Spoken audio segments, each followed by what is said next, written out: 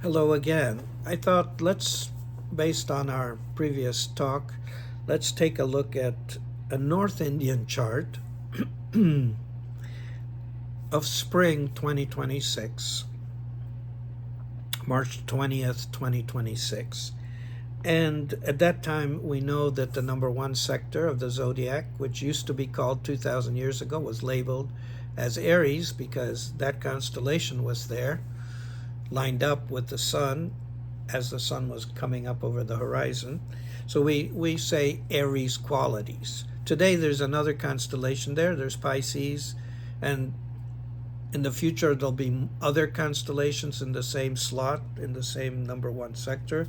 But we'll call it number one. We'll just go by the old description of, give it the label Aries. So at that time, if we draw the planets, how they were above and below the horizon, we tried to look at things, and I'll show you here the symbols for the different planets. So the sun is a circle with a dot in it. Moon is a crescent. Then you've got Mars with an arrow, circle with an arrow.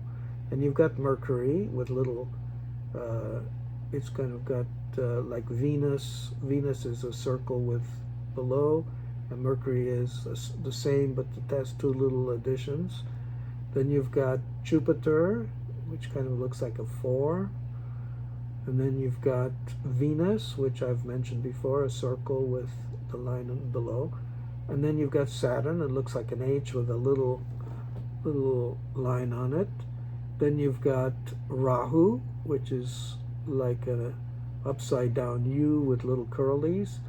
And then you've got Ketu, which is the south node of the moon, which has got, looks like a U with little curlies on the top. And then you've got Uranus, which looks like this. And then you've got Neptune, I believe, which looks like a little trident. And then you have Pluto, which looks like this. So those are the symbols. So as we look at springtime, and we use this the North Indian chart. This is basically the horizon, but in this case, it's also you could think of it as, because this is Aries rising, it's almost like the equator. And then we look and we see each of these where things were. And we see that Jupiter was in the number 4 sector. So what did we talk about? There's Jupiter in number 4 sector. So what did we talk about? We talked about the sun and the moon and where they are, and where the other planets are relative to below the horizon, above the horizon. In this case, we're looking at the first day of spring, okay? And they're lined up really with the signs of the zodiac, the yearly ones as well. So what's happening is that we see a lot of the sun, the moon, Venus, and Saturn. They're all there rising at together. This is as if it's sunrise, and the sun, all these planets are together in what we call number 1 sector. So that tells us it's a creative time of the year. You have a lot of creativity. The moon is rising there too, together. So the emotions, the mind is very creative. Venus is right next to the moon. So there's the quality of artistic sense, beauty and art and harmony.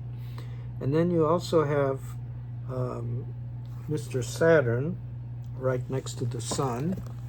So it's a time, Saturn, by the way, this position by number 1 sector means right at the equator, a little above the equator. This position is the weakest position in 28 years for Saturn, 2026. So that means that a lot of the Saturn crystallizes, holds all the boundaries together. In times when Saturn is very strong, when he's in this sector, in this particular sign, then number 10, that would be Capricorn. We call it Capricorn, but it's number 10 sector. Then it's very strong. And that's when we see conservatism in the world. Old boundaries are there. When we see it in the weakest position of the zodiac in 28 years, and we realize that Saturn doesn't have the same energy, at least relative to this planet, to hold the boundaries together. So we see society as if falling apart a little bit. There's more turmoil, but when the boundaries fall apart, then opportunity comes to bring in new set of values, new creativity. And if we look at the period of time in the 60s to the 70s, that was the period of time when Saturn was in similar position, and we noticed that there was a tremendous transformation at that time. Spiritually, there was a lot of spiritual knowledge came out, meditation and so on. Music-wise, there was a renaissance of music and rock and roll and all that. Then there was science. We started going into space, and we had a lot of knowledge of sciences come up at that time, laser technology. Then we had civil rights, the values in terms of how we treat others, started changing. And we, at the same time, the turmoil was there because there was war going on. We had the Vietnam War at that time. And so the world was delicate. It was transforming, and we realized we don't want to be in war all the time. So there were protests, and so society eventually got past that and sort of crystallized out into newer values, higher values, I would say. And then now we're again in a time of transformation. This is a time of Saturn again being the weakest in 28 years. It starts up another round of transformation. So we're seeing, once again, conflicts. We're seeing people dissatisfied, wanting a better life. We see science expanding, music expanding, new technologies, AI creating musical programs and beauty and all that, art, music. Our consciousness is expanding to embrace more of humanity and maybe even outside of humanity, our friends in the stars, if we want to say that. So our values in terms of even civil rights are going to keep expanding. Education expanding, everything. So we're going through a really tremendous period of time. And I used to say this years ago, I said 2023 to 2033 is a lot like 1963 to 1973. So it's a time of great change and transformation, which will end up eventually being much more stable. For the next couple of years, this year, next year particularly, Saturn being the weakest in 28 years, we'll see a lot of change, then a couple of years of integrating that change and some more time of sort of processing. So by the time we get to 2033, things will settle down. And we are just on quite a ride. But if we anchor ourselves to the spiritual value of life, we'll go through this a little more easily. So if we look at this year, we see Saturn and Sun together. Saturn and Sun is very creative. It's the beginning of this year starts with creative energy of spring. Saturn is with it, which means we have to be responsible, serious, loyal, and we should appreciate beauty and harmony. So everything coalesces here. Jupiter is here in the number 4 sector, the 10th house, above the highest point above the horizon, but also in terms of signs, it's the highest point above the equator. So this is good. It means that Jupiter's energy is blessing everyone for wisdom, knowledge, prosperity, and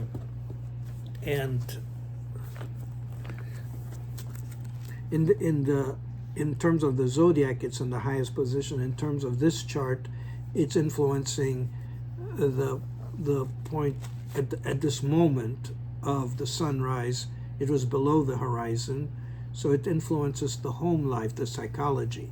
So we could say Jupiter brings in wisdom and knowledge into our home. And then in terms of our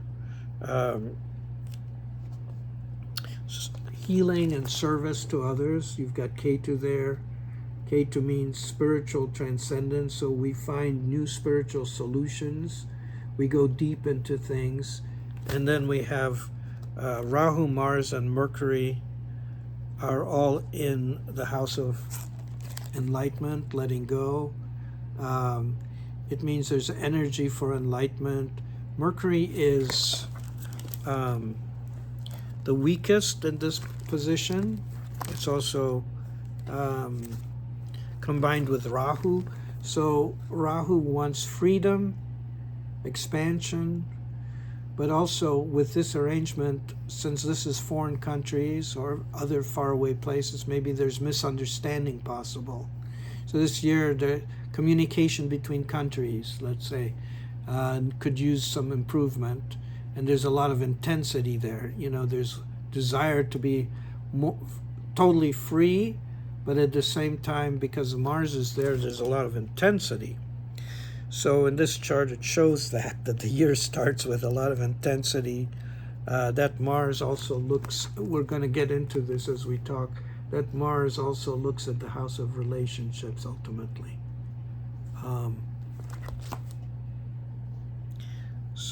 Because it looks at the house of relationships because we have planets aspect certain number of houses from each other. So Mars aspects 8 places from itself as well as directly across from itself. So it will affect these 2 houses: service, problem solving, as well as relationships. So it's kind of an intense time, but it's a creative time, and we need to develop our Moon and Venus quality, our compassion, our love. And so you could see, right, and then Pluto is in the house of economics, and it's here. That's the house of income. So houses go like this, you know, around the clock. So 11th house is dealings with friends, older siblings, as well as with finances. And we see the year starts with Pluto, which means that responsible, more seriousness, karmas. So the world is going through its economic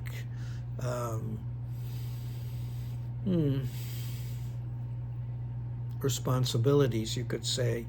People are realizing that we're interdependent and that our friendships affect our economics. So we can start to interpret things in this way. We'll take a look at individual charts and we'll analyze individual charts. I was analyzing the chart of the first day of spring at sunrise as if it's an individual chart, but also national chart, you know, like for the whole world chart. And it shows that there's a lot of intensity, Mars and Rahu and Mercury in the 12th house. Mercury being subdued. It's in a, what does it mean? Nicha and Ucha.